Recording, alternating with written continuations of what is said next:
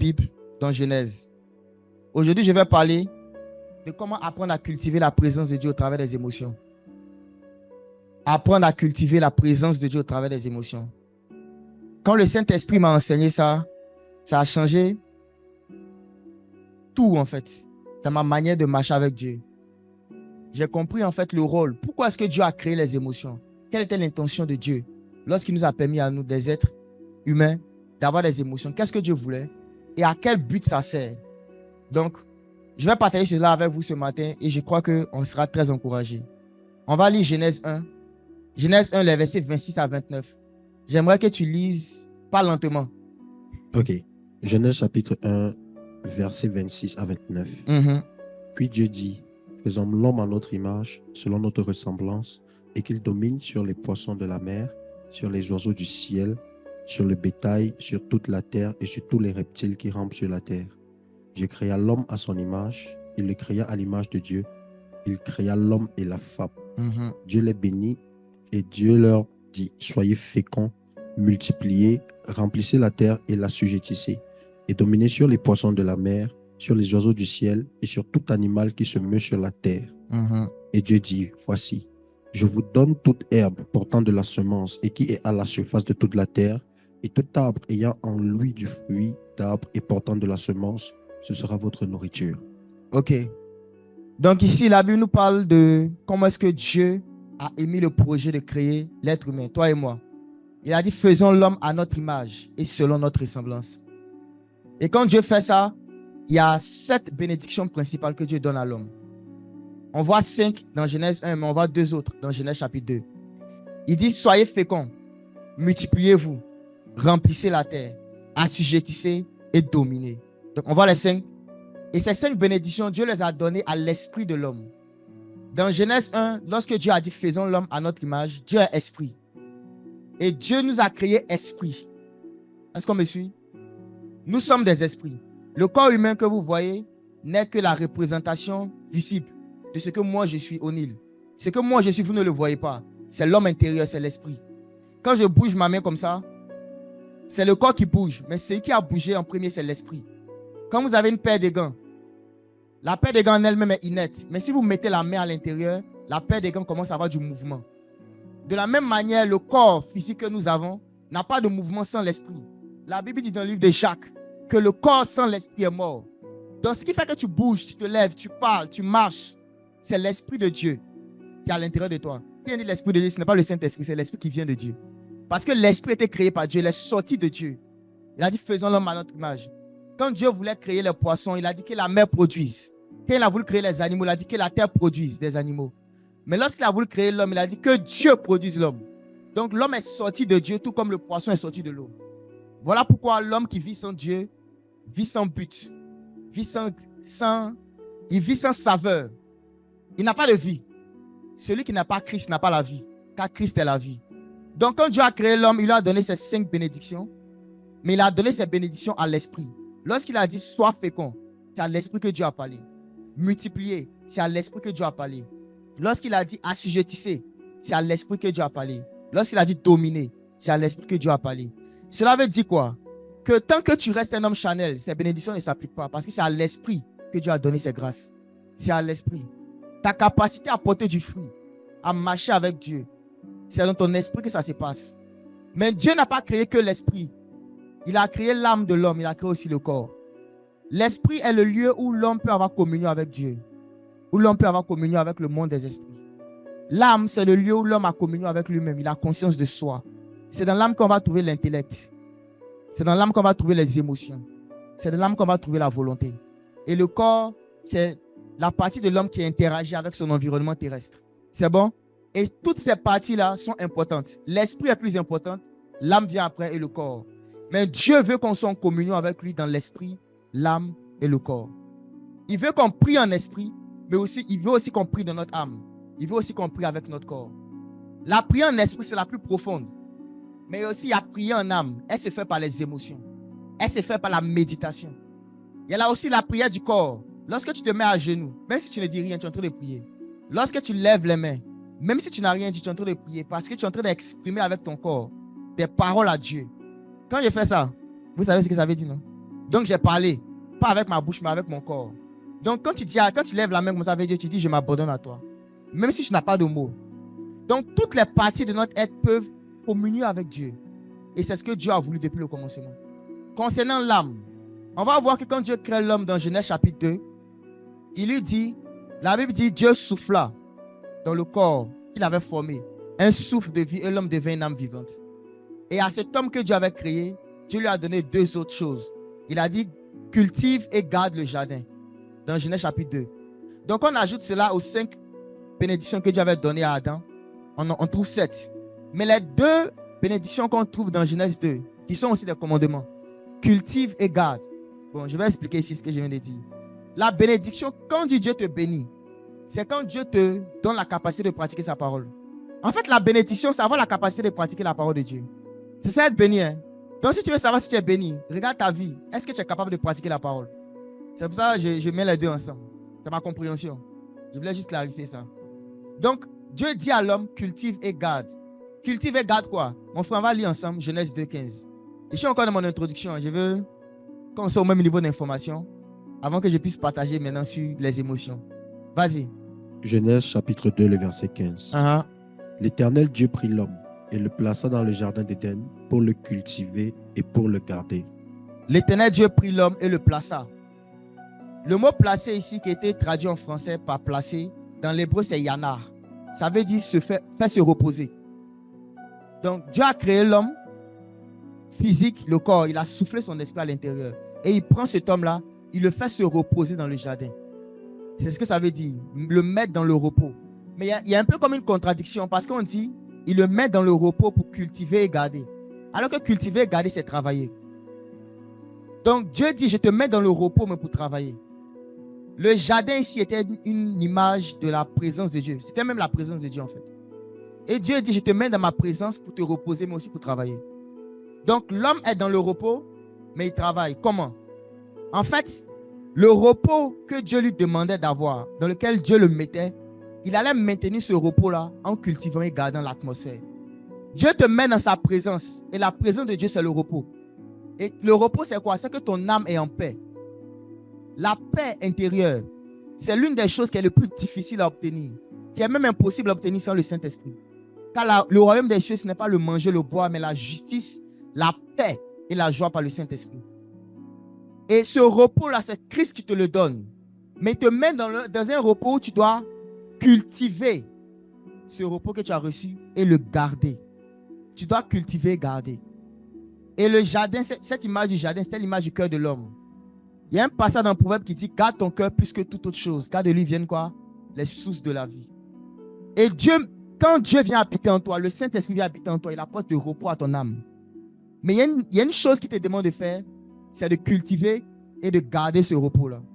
Et comment tu le fais? Comment tu gardes? Ce n'est pas des émotions. C'est un type d'émotion. Comment tu gardes la paix de Dieu à l'intérieur de toi? Genèse 1 qu'on a lu tout à l'heure, lorsque Dieu parlait à l'homme intérieur, l'esprit, il lui a dit une chose. Je te donne pour nourriture quoi? Toute herbe des champs et les semences et tous les fruits des arbres. Donc la nourriture d'un homme spirituel, c'est quoi? Ce sont les fruits. Suivez-moi bien. L'homme spirituel se nourrit des fruits. Pourquoi? Parce que les esprits se nourrissent de fruits. Et je vais expliquer c'est quoi les fruits. Que ce soit les esprits qui viennent du royaume des cieux, comme les esprits qui viennent du royaume des ténèbres, se nourrissent de fruits. Et quand tu nais de nouveau, ton esprit a la même nature que le Saint-Esprit. Voilà pourquoi il peut habiter en toi. Voilà pourquoi tu peux avoir communion avec lui. Et ce qui nourrit ton esprit, c'est la parole de Dieu. Mais comment? Parce que quand on dit la parole de Dieu, c'est beaucoup de choses. Le fruit qui nourrit ton esprit, allons lire ça dans Galates 5, verset 22. Rappelez-vous, la nourriture de l'esprit, c'est le fruit. Galates 5, verset 22. Tu peux lire ça. Galates chapitre 5, le verset 22. Mais le fruit de l'esprit, c'est l'amour. C'est l'amour. La joie. La joie. La paix. La paix. La patience. La patience. La bonté. La bonté. La bénignité. La bénignité. La fidélité. La fidélité. La douceur. La douceur. La tempérance. La tempérance. Ce passage-là, avant quand je le lisais, voici comment je le comprenais. Le fruit de l'esprit, c'est l'amour, la paix, la joie et tout ce qu'on cite. Ça veut dire que quand le Saint-Esprit habite en moi et que je suis en communion avec lui, c'est ce qu'il produit en moi. Ce qui est très vrai. Mais j'ai compris par la suite que Lorsqu'on parle du fruit de l'esprit, on parle aussi de la personnalité du Saint-Esprit. Sa personnalité. Quand tu veux connaître quelqu'un, dire que tu connais quelqu'un, c'est lorsque tu connais profondément sa personnalité. Et le Saint-Esprit, sa personnalité, c'est ce qui est décrit dans Galates 5, verset 22. L'amour, la paix, la joie, la tempérance, la fidélité, la douceur, toutes ces choses-là, c'est sa personnalité. Mais en plus de ça encore, le fruit, c'est sa nourriture. Rappelez-vous, j'ai dit que les esprits se nourrissent de fruits. L'esprit que tu es se nourrit de l'amour, se nourrit de la paix, se nourrit de la joie, se nourrit de la douceur. Prenez tout être humain qu'il y a sur la terre aujourd'hui. 99% de ses problèmes, c'est rattaché à l'amour d'une manière ou d'une autre. D'une manière ou d'une autre. C'est rattaché soit à un manque d'amour ou un amour manifesté de manière insuffisante. La plupart des hommes aujourd'hui dépensent plus d'argent dans le divertissement que dans autre chose. Qu'est-ce qu'ils recherchent? La joie. La joie, l'industrie du divertissement. Regardez des footballeurs peuvent avoir des millions et des milliards. Alors que des agriculteurs galèrent. Entre l'agriculteur et le footballeur, qui est plus important pour la société? L'agriculteur. Mais regardez la manière dont on les valorise. C'est-à-dire, celui qui te donne à manger pour ta subsistance, il lutte pour vivre. Mais quelqu'un qui te donne juste du divertissement. Pourquoi? Parce que les hommes recherchent la joie. Donc en réalité, on peut ne pas le savoir, mais en réalité, nous tous, on recherche le fruit de l'esprit. On est tous à la recherche du fruit de l'esprit. Parce que c'est ce qui nourrit l'homme intérieur. L'homme intérieur se sent vide. Il se sent limité, il se sent faible. Lorsque ces choses-là ne sont pas là. C'est ce qui nourrit l'homme intérieur. Le fruit. De la même manière que l'Esprit de Dieu et même les anges se nourrissent. Quand je dis nourrir, il faut que j'explique parce que mon langage, ça peut être voilé. Ne voyez pas forcément comme manger, comme vous avez l'habitude de voir. C'est-à-dire, il tire ta force de cela. C'est ça. En fait, la nourriture, c'est quoi? C'est tirer la force de quelque chose. Vous voyez? Les esprits impurs aussi tirent leur force de tout ce qui est contre au fruit de l'esprit. Les démons tirent leur force de la tristesse prolongée. Les démons tirent leur force du manque d'amour, de la haine. Quand tu manifestes un sentiment, une émotion qui est contraire à Dieu, tu es en train de fortifier les démons, tu es en train de les recharger. Tu deviens un peu comme une batterie de recharge. Ils peuvent se promener dans la ville comme ça et puis voir, il y a quelqu'un ici qui est dépressif. Et puis ils vont s'asseoir à côté de toi et puis tu les recharges. Chaque émotion attire l'esprit qui se nourrit de cette émotion. Chaque émotion que tu tolères, que tu acceptes en toi, attire l'esprit qui se nourrit de cette émotion. Est-ce qu'on me suit? Quand tu as l'habitude de te plaindre et de te lamenter, pour toi, tout va mal dans ma vie, il faut que je me lamente, je me plaigne. Mais ce que tu ne sais pas, c'est que tu viens de donner un festin aux démons. Et ils vont commencer à remplir le lieu où tu habites. Parce que tu les as invités à manger. Les émotions que tu acceptes à l'intérieur de ton cœur attirent les esprits qui ont la nature de ces émotions. Si tu veux cultiver la présence du Saint-Esprit, cultive le fruit de l'Esprit. La prière n'est pas le seul élément d'invocation des esprits. L'un des éléments ignorés par beaucoup de gens, ce sont les émotions que tu as, que tu tolères, que tu acceptes, dans lesquelles tu demeures. Les émotions. Et quand Dieu a dit au premier Adam, cultive et garde, il parlait du fait que tu devais cultiver cette atmosphère de joie et la conserver. Parce que plus tu vas la garder, plus je serai avec toi. Parce que c'est mon fruit. C'est conforme à ma nature. Est-ce que vous savez la raison pour laquelle, à chaque fois dans le désert, que les enfants d'Israël murmuraient contre Dieu, Dieu était fâché et Dieu voulait se retirer d'eux? C'est parce que l'Esprit de Dieu ne supporte pas les plaintes. Quelqu'un qui est en train de se plaindre, c'est quelqu'un qui ne cultive pas la joie et l'action de grâce. Tu peux prier 10 heures de temps, tu finis, tu commences à te lamenter, te plaindre. C'est comme si tu as pris un crayon, tu as écrit un livre, et puis après tu prends une gomme et puis tu es comme ça. Tu es en train de gommer tout ce que tu as écrit. Les gens qui aiment prier beaucoup, qui aiment s'énerver beaucoup, n'évoluent pas spirituellement. Les gens qui aiment jeûner beaucoup et mal parler n'évoluent pas spirituellement. Les émotions, c'est un moyen que Dieu nous a donné pour cultiver sa présence. Pour cultiver sa présence. Dans un lieu où on prie beaucoup, mais on se chamaille beaucoup, il y aura plus de démons que d'anges. Dans une maison où on prie 5 heures et on se bat 5 heures, même 1 heure, il y aura plus de démons dans cette maison que d'anges. Mais dans une maison où on prie 1 heure et on se réjouit ensemble 5 heures, il y aura plus d'anges dedans que de démons. Je vous dis la vérité. La présence du ciel, c'est l'atmosphère de la joie. Quand vous pensez au ciel, au paradis, vous pensez à quoi? Quelle est la première chose à laquelle vous pensez? La paix, la joie. C'est à ça qu'on pense. Quand tu penses au ciel, c'est la première chose qui te vient à l'esprit, c'est la paix, la joie. Il y en a qui veulent jeûner beaucoup, mais ils ne veulent pas travailler sur les émotions. En réalité, Dieu nous a donné la prière, le jeûne, qu'on produise plus de fruits. Donc, si tu fais ces choses, qu'il n'y a pas de fruits, tu es en train de perdre ton temps. Parce que le but de ces choses, c'est de t'emmener là-bas. Parce que tu ne peux pas avoir une vraie joie sans communier avec le Saint-Esprit. Donc, la prière vient te pousser à ça. Chaque émotion que tu as, que tu tolères, est une invocation à l'esprit qui est derrière cette émotion. Retenez cette phrase-là. À chaque fois que tu vas te lamenter, rester dedans. Dis non, ça fait trop mal. Oui, ça fait trop mal, mais sois conscient qu'il y a une armée de démons qui est venue s'asseoir à côté de toi et puis ils sont contents, tu es en train de les nourrir comme ça. Tu es en train de les fortifier. Tu les fortifies sans savoir que c'est ce que tu es en train de faire. Et parce que tu les fortifies comme ça, ils seront présents dans ta maison. Tu sors, tu es à l'aise. Dès que tu rentres dans ta maison, tu as une atmosphère ici, là, c'est lourd, c'est lourd, c'est lourd. L'atmosphère lourde est créée par quoi? Par des émotions que tu émets. Tu es en train de mettre et tu invoques des esprits. On va lire un passage. Cultiver la présence de Dieu par les émotions. On va lire Proverbe 11, 11 et Proverbe 13, 3. Proverbe chapitre 11, verset 11. La ville s'élève par la bénédiction des hommes droits. C'est ça.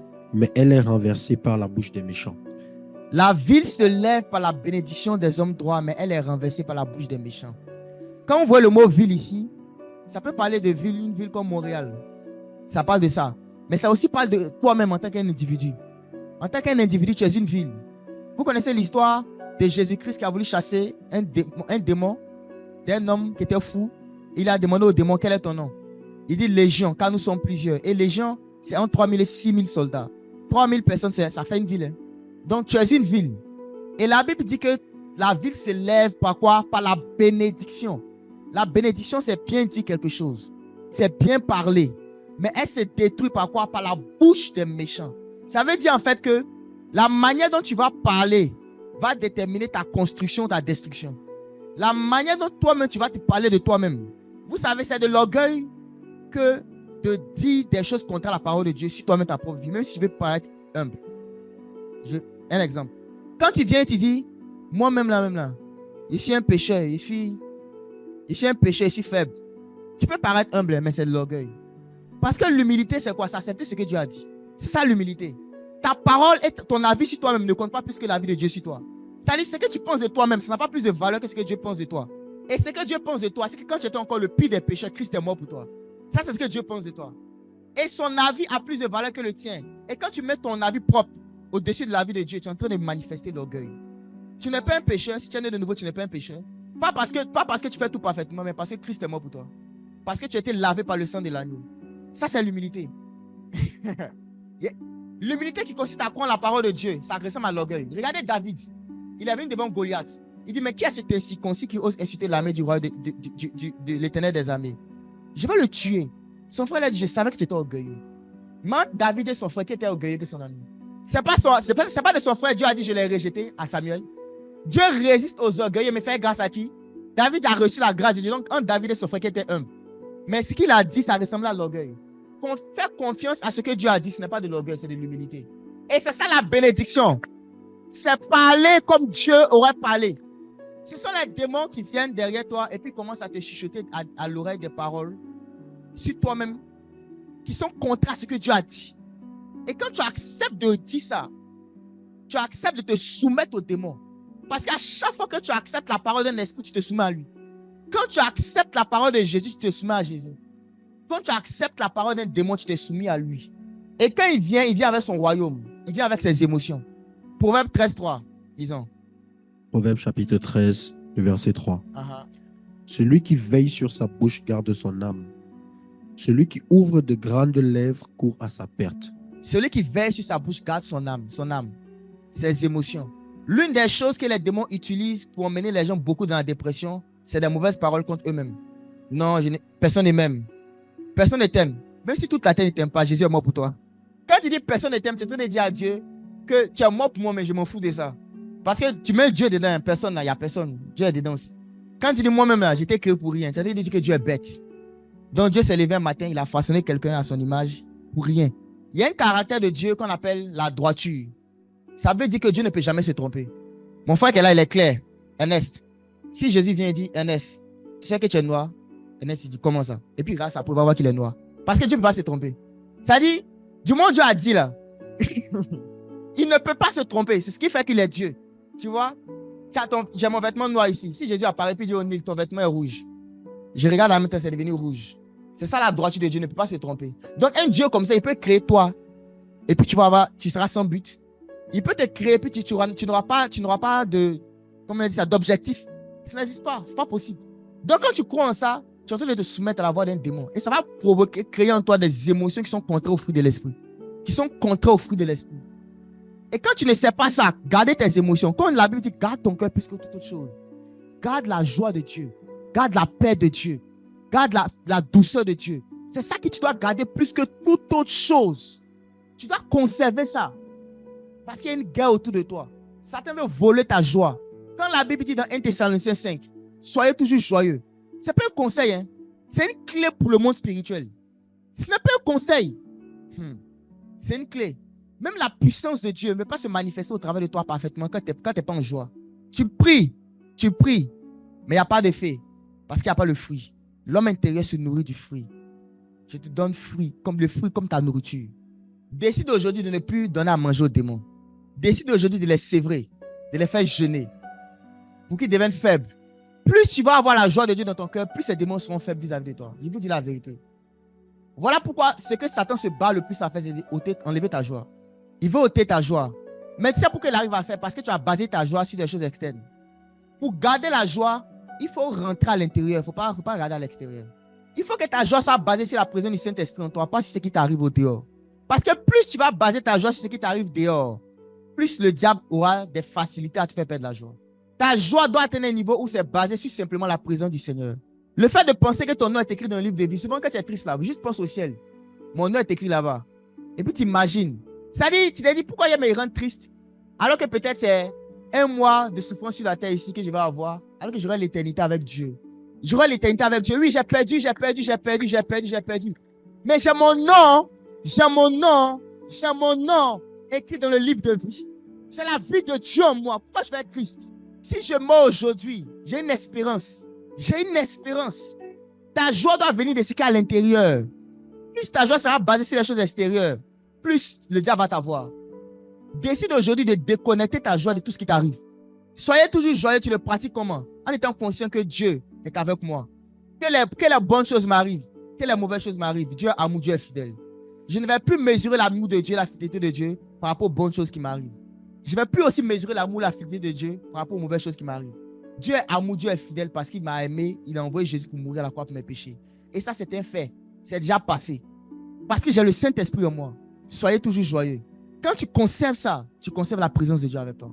Je t'ai dit, vous savez, quand on commence à prier, plus quelqu'un dans son cœur et dans ses pensées est loin de Dieu, plus il lui faut des heures de prière avant d'être connecté à Dieu.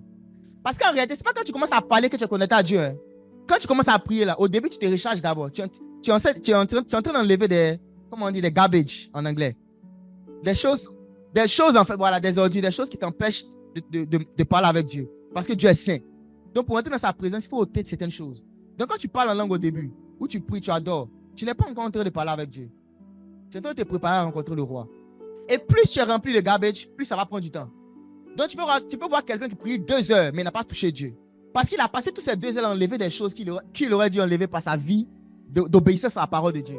Alors que quand tu gardes tes émotions proches du Saint-Esprit, tu commences à dire Saint-Esprit en même temps, il est là. Tu sens sa présence. Au moment où tu parles, la connexion est beaucoup plus rapide. Parce que tu conserves le fruit de l'Esprit. Tu vas avoir la présence de Dieu dans ta maison, au-delà de la prière, qui est très importante. Cultive une atmosphère de joie.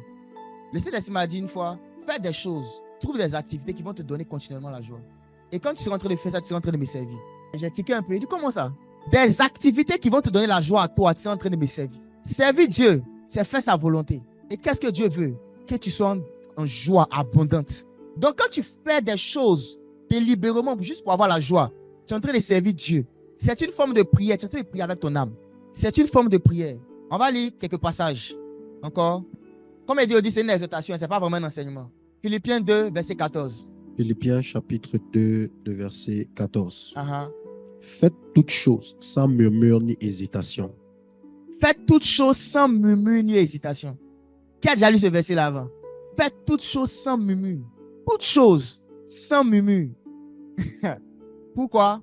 Parce que les murmures, en fait, sont un reflet de « je suis triste, je suis fâché, je ne suis pas content ». Et Dieu a dit « faites toutes choses sans murmure, ni hésitation ». 1 Thessaloniciens 5, verset 16. J'ai cité tout à l'heure. 1 Thessaloniciens chapitre 5, verset 16. Ouais. Soyez toujours joyeux. Soyez toujours joyeux. Soyez toujours, pas de temps en temps, toujours joyeux. 1 Thessaloniciens 5, verset 18. 1 Thessaloniciens 5, verset 18. Rendez grâce en toutes choses, car c'est à votre égard la volonté de Dieu en Jésus-Christ. Rendez grâce en quoi? Toutes choses. En toutes choses. Ok. Maintenant que tu as compris qu'avoir des émotions qui sont contraires aux émotions de Dieu est une chose que tu dois éviter. Parce que tu es en train de fortifier des esprits que tu ne veux pas, avec qui tu ne peux pas avoir communion. Tu es en train de fortifier des démons. Et à chaque fois que tu vas garder la joie et la paix de Dieu dans ton cœur, tu es en train d'attirer, tu es en train de cultiver, tu es en train de garder la présence du Saint-Esprit autour de toi. Comment tu le fais? Je l'ai dit tout à l'heure que pour garder la joie de Dieu, il faut que ta joie soit orientée sur quoi? Sur Dieu en toi, sur la présence de Dieu en toi, sur le salut que tu as reçu en Jésus-Christ. Il faut toujours que tu y penses et que tu mesures ton niveau de succès, de réussite dans la vie par rapport à ça. Par rapport à ça. Donc, même s'il y a des choses qui vont bien, qui ne vont pas bien dans ta vie, tu gardes ta joie. Deuxième chose, c'est de vivre une vie où tu ne te plains pas. Fais les choses sans te plaindre. Ceux qui aiment se plaindre là, la plainte en fait c'est quoi? C'est comme quand dans la vie en fait, on monte des escaliers. C'est comme si tu es en train de monter les escaliers. Et plus tu avances dans la vie, plus tu montes les escaliers. Et avancer dans la vie, ça avance à tous les niveaux. Hein. Spirituellement, socialement, émotionnellement, tout ça. Et les plaintes, c'est faire le chemin inverse. C'est descendre. Les murmures, les plaintes. Le fait de se plaindre, c'est la manifestation de l'impatience. C'est la manifestation de l'intolérance. C'est la manifestation du manque de douceur. Et ce sont des émotions qui sont contraires au fruit de l'esprit. Et quand tu fais ça, tu es en train de toi-même te mettre en retard par rapport à beaucoup de choses de ta vie. Aimer se plaindre. Il dit aussi, rendez grâce en toutes choses. J'ai demandé au Seigneur, comment je fais pour rendre grâce en toutes choses, alors qu'il y a beaucoup de choses qui ne vont pas bien. Alors qu'il y a beaucoup de choses qui ne sont pas correctes. Et il m'a expliqué un passage dans Matthieu qui dit, l'œil est la lampe du corps. Si ton œil est en bon état, tout le corps sera éclairé. Mais si ton œil est en mauvais état, ton corps sera dans les ténèbres. Il m'a dit, si l'œil ici, c'est quoi? C'est ta manière de voir les choses. Et cette manière-là, c'est ce qui donne la lumière à ton homme intérieur. Ta manière de voir les choses. Et ton œil en bon état, ça part du fait que tu vois toujours la bonté de Dieu derrière tout ce qui t'arrive. Il dit, si tu es capable de voir les choses comme, peu importe ce qui m'arrive, Dieu est bon. C'est ça qui va créer en toi le désir de rendre action de grâce en toutes choses. Et voici l'exemple qu'il m'a donné. Deux personnes, supposons deux personnes A et B, qui empruntent une voiture, deux voitures différentes. Et les deux, pendant qu'ils vont, ils font un accident de voiture. Mais ils ne sont pas blessés. Les deux juste font un accident de voiture alors qu'ils ont un rendez-vous important. La personne A va dire, ah Seigneur, j'ai un rendez-vous important. Comment tu as permis que j'ai eu tel accident? Comment tu as permis que j'ai eu un tel accident? Et puis se plaindre auprès de Dieu. Et la personne B va dire, Seigneur, tu sais que j'ai un rendez-vous important et tu as permis l'accident. C'est parce que tu veux me garder d'une chose pire. Je te dis merci. Parce que tu m'as protégé d'une chose pire qui allait m'arriver. Je vois ta bonté, même dans ce qui est mal qui m'est arrivé. Et il m'a dit, cette personne B là, c'est qu'elle a un œil en bon état. Et quand ton œil est en bon état, tout ton corps sera éclairé. C'est en cela que tu seras capable de rendre grâce à Dieu en toutes choses. Et tu ne vas pas tolérer des émotions négatives à l'intérieur de toi. Vois la bonté de Dieu en tout. Et j'ai dit au Seigneur, ok, mais si cette mauvaise chose m'est arrivée parce que moi j'ai commis une erreur, c'est moi qui me suis trompé. Donc c'est normal qu'une mauvaise chose m'arrive, donc je dois être triste. Il m'a dit, même là, tu ne dois pas être triste. Tout le monde ici connaît Google Maps, non? Ok. Supposons que tu mets le Google Maps, tu dis, bon, je vais chez Michel MB, tu mets l'adresse. Il va te donner une direction claire. Il va optimiser le chemin, il te dit, voici le chemin que tu dois emprunter et aller. Maintenant, toi, tu décides de passer par l'arrière. Tu vas derrière, tu quittes même la ville de Montréal. Qu'est-ce que Google Maps va faire? Il va à chaque fois recalculer le chemin. À chaque fois recalculer le chemin. À chaque fois. Peu importe comment est-ce que tu t'éloignes. Google Maps va toujours retracer un chemin pour te ramener à la bonne direction. Est-ce que vous suivez ce que je dis? Et c'est ça Dieu. En fait, quand on dit que Dieu nous aime, là, souvent, non, c'est philosophique. Hein? On n'a pas bien compris. Ça veut dire même quand tu te trompes, là, il recalcule encore un nouveau chemin. Puis il te dit, fais-moi confiance encore. Fais-moi confiance encore. Je recalcule un nouveau chemin. Le tout, c'est que le nouveau chemin là, peut être long que le premier. Parce que tu as fait un délai. Mais n'empêche, il est aussi le Dieu de l'accélération. Il est aussi le Dieu de l'accélération. Je vous dis, voilà pourquoi tu dois rendre grâce en toutes choses. Parce que même quand tu fais une erreur, Dieu va utiliser ça pour se glorifier. Il est trop sage. Il est trop fort.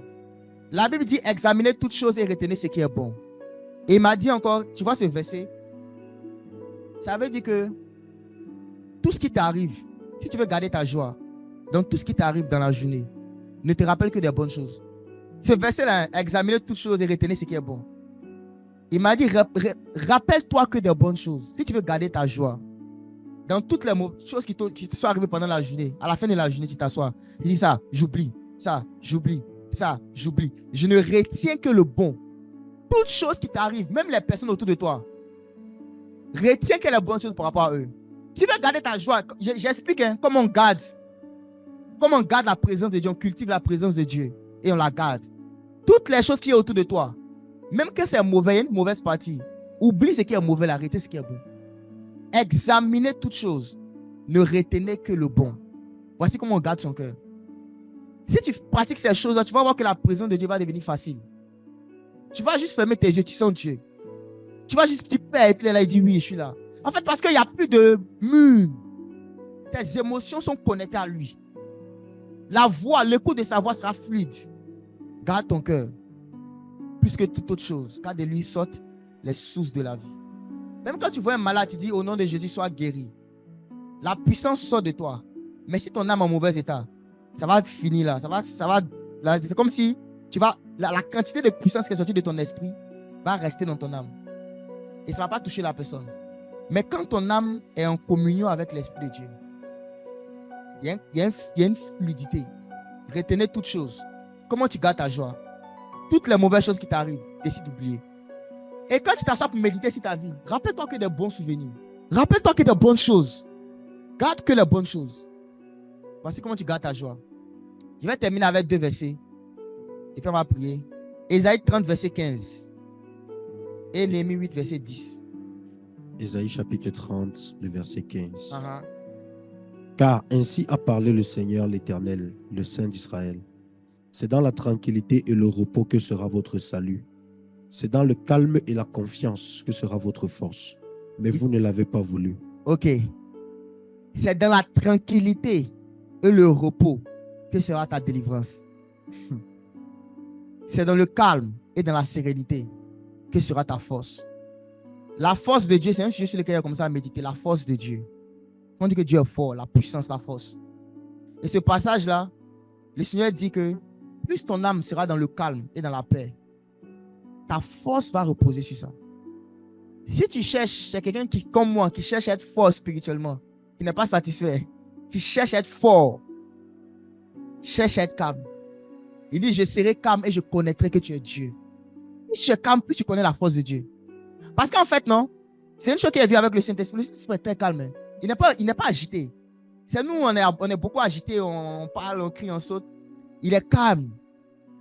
Sa paix, c'est l'esprit de paix. Ne sois pas agité. Plus tu vas être calme, tu vas avoir la paix de Dieu en toi. Plus tu auras la force de Dieu qui va se manifester au travers de toi. Néhémie 8, verset 10. Néhémie chapitre 8, le verset 10. Ils leur dirent, allez, mangez des viandes grasses et buvez des liqueurs douces. C'est ça. Et envoyez des portions à ceux qui n'ont rien de préparé, car ce jour est consacré à notre Seigneur. Ne vous affligez pas, car la joie de l'Éternel sera votre force. Il dit encore, la joie de l'Éternel sera quoi? Votre force. On a vu tout à l'heure que le calme, la paix est la force. La joie encore est la force. Qu'est-ce que le Seigneur veut nous dire ici?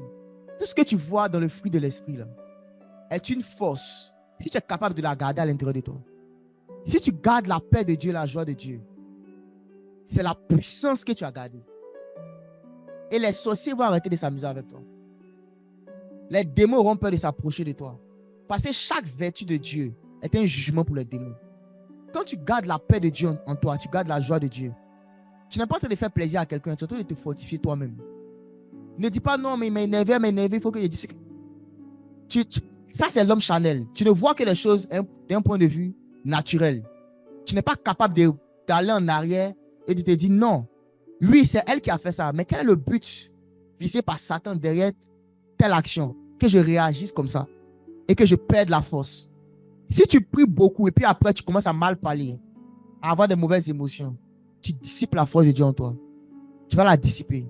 Si tu jeûnes et que tu te disputes pendant le jeûne, comme il a dit dans Isaïe 59, vous jeûnez pour vous disputer pendant ce jour. Tu perds la force qui est à l'intérieur. Il n'y a plus de force. Vous comprenez pourquoi maintenant beaucoup de personnes jeûnent et prient puis il n'y a rien? C'est comme s'ils ont perdu leur temps. Il n'y a pas d'expérience avec Dieu.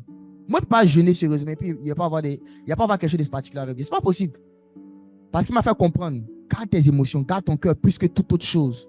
Garde la vie que j'ai mis à l'intérieur de toi. C'est de là que ça sort. Prends la décision aujourd'hui de dire, moi, je ne me fâche plus. Je ne vais plus me plaindre.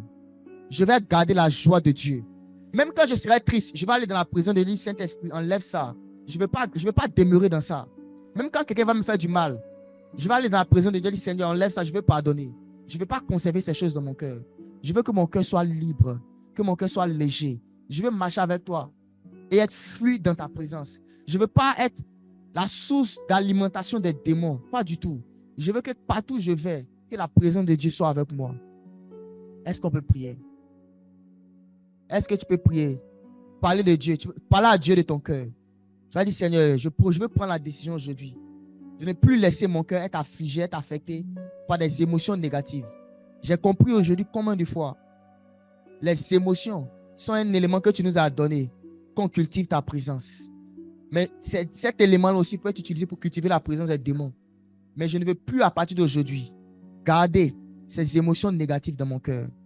Cette haine, cette colère, ce sont des choses qui tuent la force de Dieu. Ce sont des choses qui étouffent la force de Dieu. Ce sont des choses qui empêchent d'expérimenter la présence du Saint-Esprit. Oh Jésus, Saint-Esprit, merci pour mes frères, merci pour mes soeurs. Seigneur, il y en a qui sont blessés aussi dans leur cœur et tu veux les guérir. Tu veux les guérir. Tu veux les bénir, Seigneur, en leur donnant la force de pratiquer ta parole. Et je prie, toi qui es Rapha, tu es Rapha, c'est ton nom. L'Esprit du Seigneur est sur moi, car il m'a oint pour guérir ceux qui ont le cœur brisé.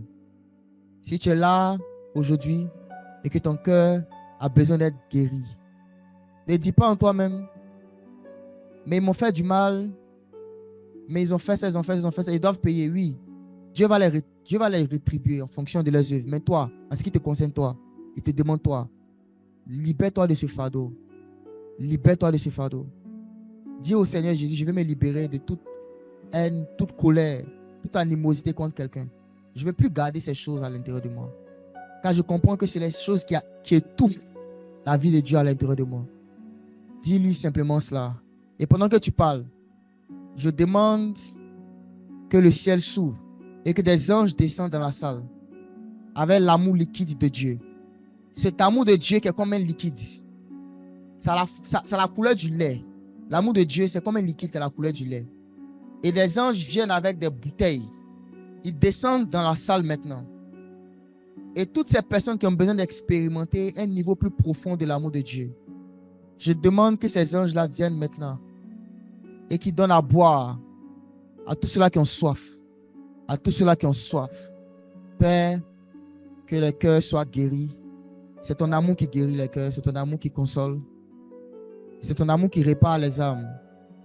C'est ton amour qui restaure mon âme, qui restaure nos âmes. Que cet amour qui restaure l'âme de l'homme, que cet amour-là vienne maintenant au nom de Jésus. Au nom de Jésus. Au nom de Jésus. Au nom de Jésus. Merci, Saint-Esprit, pour ton amour qui guérit. Merci pour ta parole plus pénétrante qu'une épée à double tranchant. Pour ta parole puissante que tu utilises pour apporter la paix dans les cœurs, l'amour dans les cœurs. Merci, Jésus. Merci, Jésus. Est-ce que tu peux mettre la main droite sur ton cœur, simplement? Et tu vas dire avec moi, Seigneur Jésus, merci parce que tu m'aimes. Aujourd'hui, Je vais prendre la décision de tout mon cœur de garder ta joie, de garder ta paix, d'examiner toutes choses et de retenir seulement ce qui est bon. Merci pour la force que tu me donnes, Saint-Esprit, car sans toi, je ne peux rien faire. J'ai besoin de toi et je te le dis que je t'aime et que je vais marcher avec toi dans cette nouvelle décision au nom de Jésus. Amen. Façonne-moi à ton image, Jésus, et que je sois ta ressemblance, Jésus.